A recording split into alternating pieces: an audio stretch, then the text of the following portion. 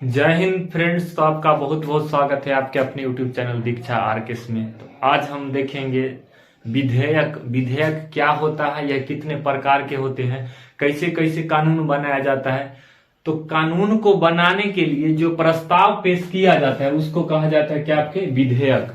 तो उसी को कैसे लागू हुआ, उसके बाद कैसे पास हुआ, कैसे वो कानून बन गया, तो इसको हम आज बहुत अच्छा से समझेंगे। तो चैनल पर पहली बार विजिट कर रहे हैं तो चैनल को सब्सक्राइब कर लीजिए। वीडियो अच्छा लगेगा तो लाइक कर दीजिएगा। चलिए, अच्छा लगेगा जो भी रिस्पॉन्स होगा कमेंट करके बताइएगा कि और अगली किस टॉपिक पर हम आपको वीडियो लाए। जो अगर छूट गया होगा कोई टॉपिक तो उस पर हम लाने का प्रयास करेंगे। तो इसमें सबसे पहले हम देखें कि विधेयक पहले होता क्या है। तो विधेयक होता है क्या कि कानून नया कोई भी बनाना हो तो उसको बनाने के लिए जो प्रस्ताव लाया जाता है उसको कहा जाता है विधेयक।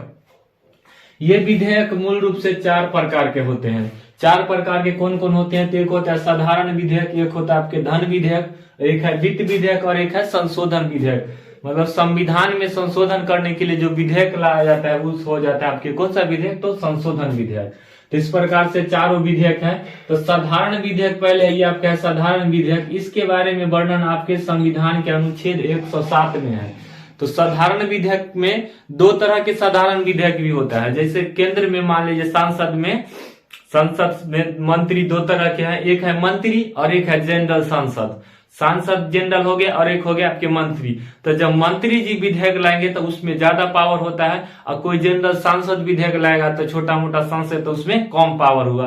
तो उस प्रकार से जो मंत्री अगर कोई विधेयक लाते हैं तो उस विधेयक को साधारण विधेयक में कौन विधेयक कहा जाएगा, आपके सरकारी विधेयक। जब कोई मंत्री लाएगा, जैसे अमित शाह हमारे गृह मंत्री है, वो कोई विधेयक लाया तो वो विधेयक हो गया कौन सा विधेयक, तो आपके सरकारी विधेयक है। जैसे भारत के कानून मंत्री जो है अर्जुन मेघवाल जो थे, तो वो लाए थे आपके महिला बिल लाए थे, महिला के लिए जो आरक्षण के लिए जो बिल था वो लाए थे वो बिल। तो वो बिल जो लाए तो उस साधारण विधेयक में वो सरकारी विधेयक हो गया। लेकिन वही जब कोई भी सांसद ही लाता जो मंत्री पद पर नहीं है, वो सिर्फ सांसद है एक, तो वो अगर वो बिल लाता है तो वो बिल कहा जाता है आपके गैर सरकारी बिल। कैसा बिल होगा वो आपके, तो वो गैर सरकारी बिल होगा। ये जो साधारण विधेयक है वो किसी भी सदन में लाया जा सकता है। संसद के 2 सदन है, एक लोकसभा एक राज्यसभा, तो उसमें किसी भी सदन में वो आपके लाया जा सकता है। या लोकसभा से भी शुरू हो जाएगा या राज्यसभा से भी शुरू हो जाएगा।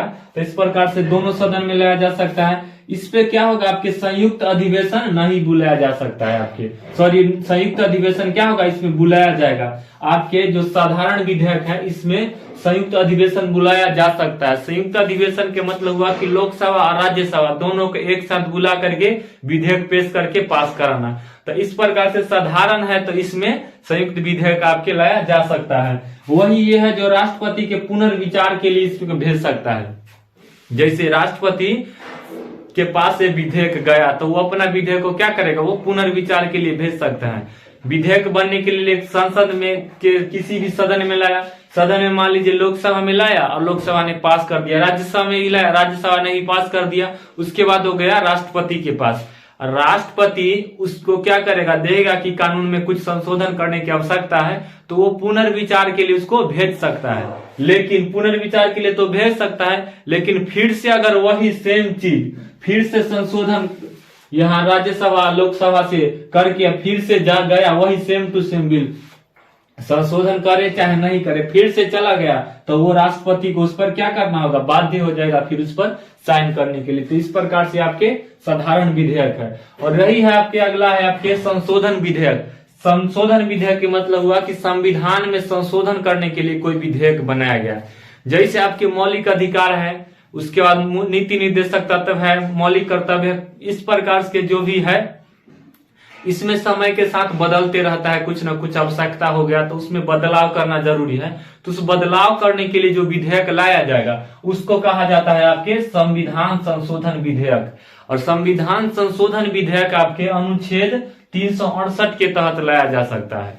तो संविधान संशोधन विधेयक कहाँ ला सकता है, तो आपके किसी भी सदन में लाया जा सकता है, चाहे लोकसभा चाहे राज्यसभा, कहीं से भी ये आपके संविधान में संशोधन करने के लिए विधेयक लाया जा सकता है। परंतु इसमें क्या है कि यहाँ देखिए आप कि साधारण विधेयक में संयुक्त अधिवेशन हो सकता है, लेकिन संविधान संशोधन जो विधेयक होगा उसमें संयुक्त अधिवेशन ना होगा। इसमें कोई इमीडिएटली नियम जो बनाना होगा और संविधान को संशोधन करके बनना होगा, तो ऐसा नहीं होगा। साधारण विधेयक के तहत वो क्या करेगा कि पेश कर सकता है, किसमें, साधारण विधेयक के तहत वो बना सकता है संयुक्त अधिवेशन बुला के कानून, लेकिन संविधान संशोधन विधेयक जो होगा उसके तहत वो संयुक्त अधिवेशन नहीं बुला सकता है। और इसमें भी राष्ट्रपति अपना पुनर्विचार के लिए भेज सकते हैं कि कोई भी विधेयक बना और बनने के बाद गया राष्ट्रपति के पास, राष्ट्रपति को कुछ उसमें संशोधन करना है तो राष्ट्रपति पुनर्विचार के लिए उसको भेज सकता है, और दोबारा आ जाएगा तो बाध्य है करने के लिए। तो इस प्रकार से ये होगा आपके संशोधन विधेयक। अब ये संशोधन विधेयक है तो विधेयक को सिद्ध कौन करेगा कि ये कैसा विधेयक है, कि संशोधन विधेयक क्या है। तो इस प्रकार से ये देखे कि सरकारी विधेयक होगा कब, जब उसमें गैर जो होगा मंत्री नहीं होगा वो करेगा तो गैर सरकारी होगा, और मंत्री होगा तो वो सरकारी होगा। उसके बाद आपका है ये क्या, आपके धन विधेयक है। धन विधेयक के मतलब हो गया कि पैसा कौड़ी से संबंधित मामला। तो ये धन विधेयक और एक होता है वित्त विधेयक। ये दोनों धन विधेयक और वित्त विधेयक, ये भी पैसे कौड़ी का मामला है और ये भी पैसे कौड़ी का मामला है। तो ये दोनों चीज में कुछ ना कुछ तो ऐसी कंफ्यूजन होगी जिसके वजह से पता नहीं चलेगा कि ये धन विधेयक है कि ये वित्त विधेयक है। तो इसका डिफाइन कौन करता है आपके कि ये कौन सा विधेयक है, तो ये लोकसभा के जो अध्यक्ष होंगे वो निर्धारित करेंगे कि ये धन विधेयक है कि वित्त विधेयक है। ये दोनों विधेयक बहुत ही जटिल है, इसीलिए हम ये दोनों विधेयक को एक साथ अगली क्लास में हम करेंगे कवर।